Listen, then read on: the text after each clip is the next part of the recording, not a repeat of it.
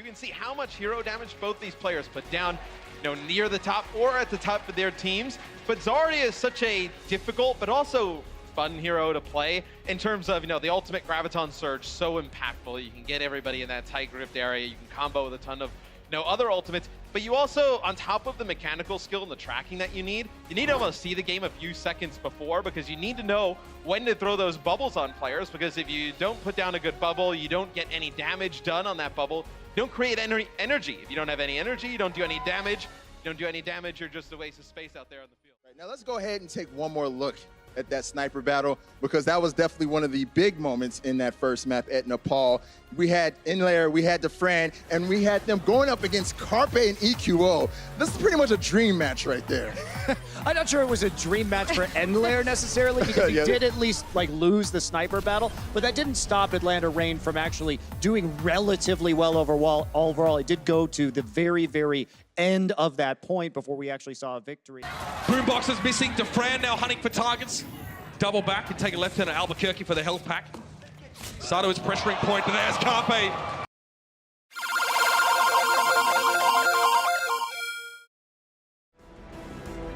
Where's that big orange guy leading the charge today?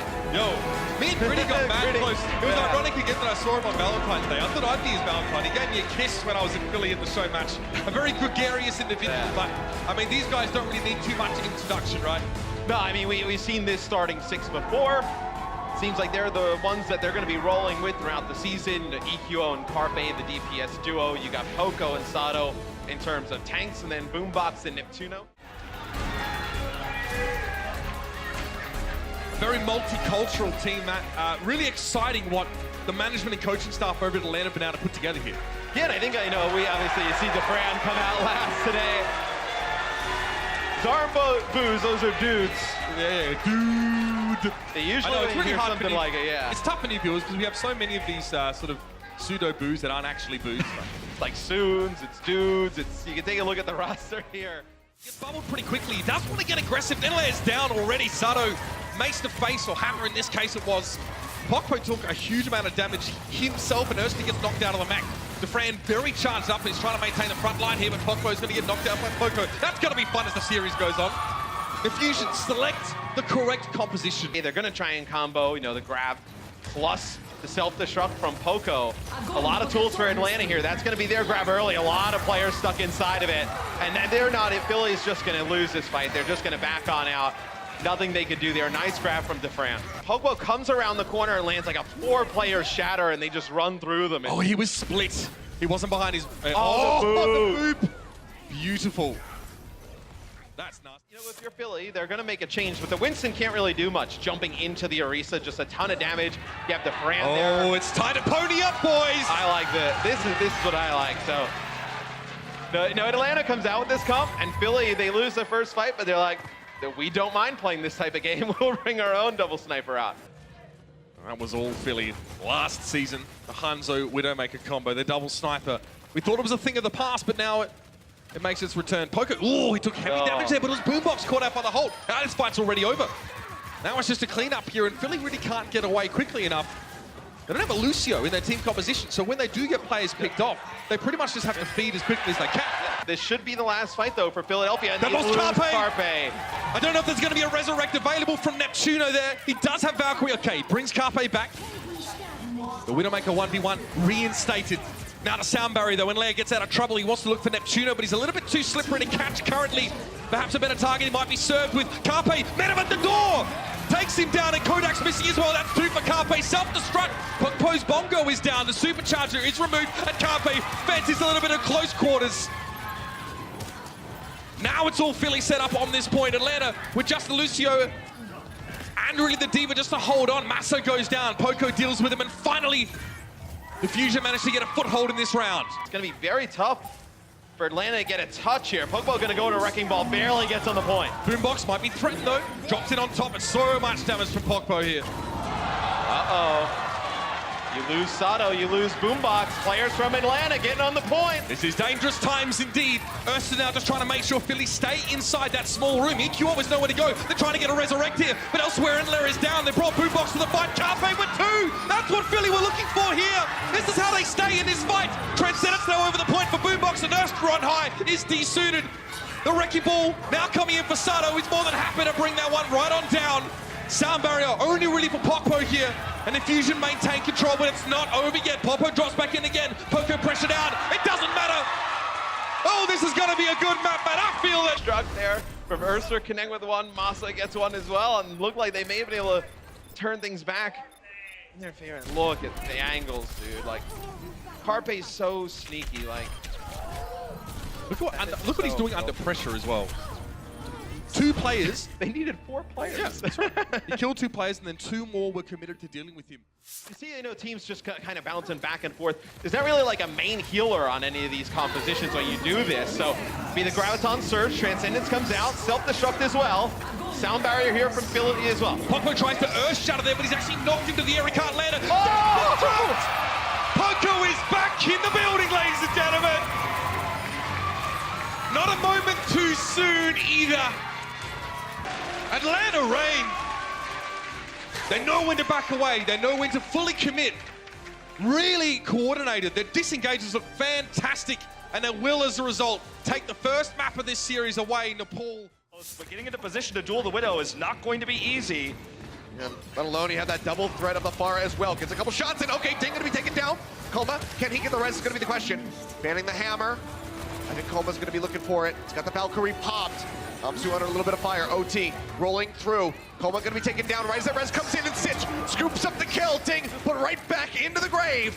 Now pushing forward halfway. Headshots there to the end. He gets the double tap. Sitch takes him out with his signature McCree. Now Amsu dead, and Vancouver Titans will be able to push into A right at the last second. Bumper's got the barrier in the right spots. Sato gets boot back almost as soon as he gets to his intended target, so he's forced to put the barrier down and scuttle away. EQO down towards half, and again Sato has to play evasively. He takes to the skies, and later identify a weakness in the lineup of the Fusion. They push inside the side room. 2 supports are down. This is perfect for them. Dafran, 95 charge, and a Graviton if he were to need it, but Philadelphia just got gutted.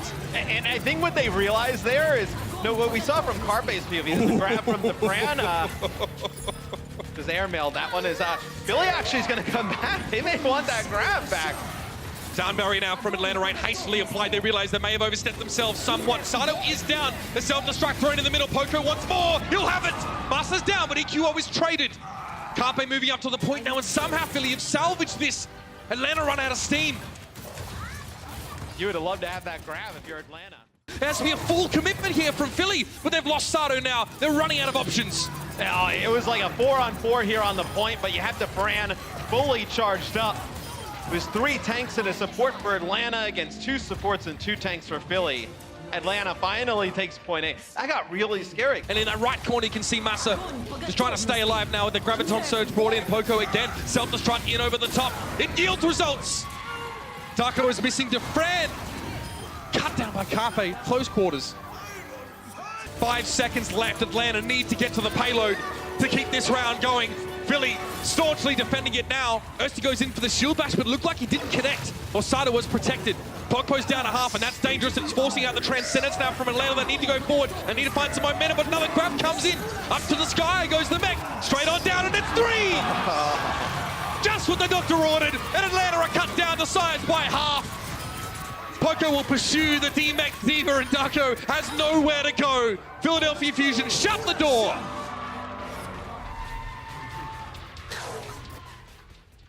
Baguette as well. You know, everyone's getting into the style of sharing. Sharing is caring, my friend. I have thoughts about that. that's how the fluke gets around, though. You know, I don't know. Yeah, I know. This is. I wonder if she. No, this is how you strengthen your immune system. How many people ate part of this baguette? We have a really, we are a rare breed of fans. Overwatch This is not fans. like a replay, This baguette keeps on giving. How is that still a thing? Like, there is so What many I want to bites know is, taken like, off what already. is the thought when you're like the 20th? This is the reward that Philadelphia reap. Boombox is right on top of that Transcendence. Philly, they're in a great spot in terms of ultimate economy. Sato wants to just charge up his Earth Shatter, and he gets the bubble to do just that. This could be quite nasty. He sees the Transcendence though, and he backs off just a little bit. As Atlanta filter into the right side room, Boombox wants to chase. Pokpo's caught out though. That was a double stun. Massa was also down, but it doesn't matter. He gets back to his feet and gives it as good as he gets. I feel like every time we go on with Dafran, he is high energy. I mean, you know, Atlanta losing some of these fights, but he's building up that energy quite quick when we get on with him. Is him and Carpe about even in average energy right now, but Zarya is your main damage hero in this type of composition, right? I mean, both players leading their teams by a wide margin in terms of damage done. And Dafran said Carpe was the one who was most looking forward to going head-to-head with. There's a lot of weight on this particular matchup.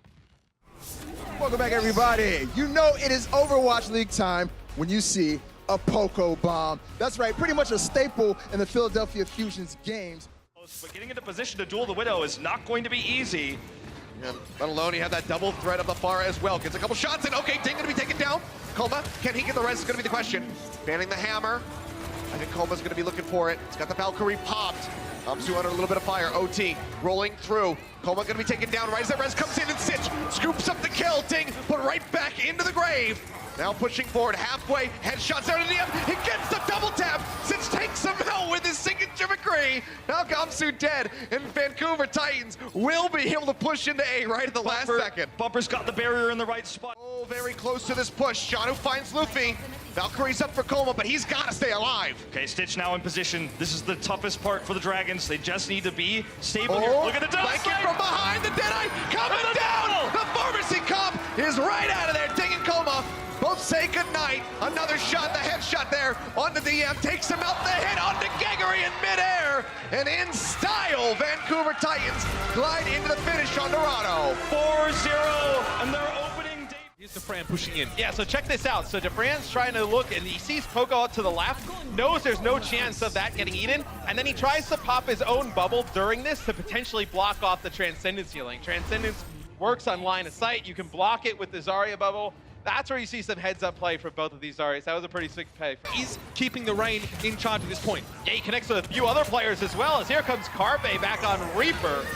Reaper just shredding through tanks. Obviously, the lifesteal able to give himself health back as he puts down damage. You see the health not really going below max here.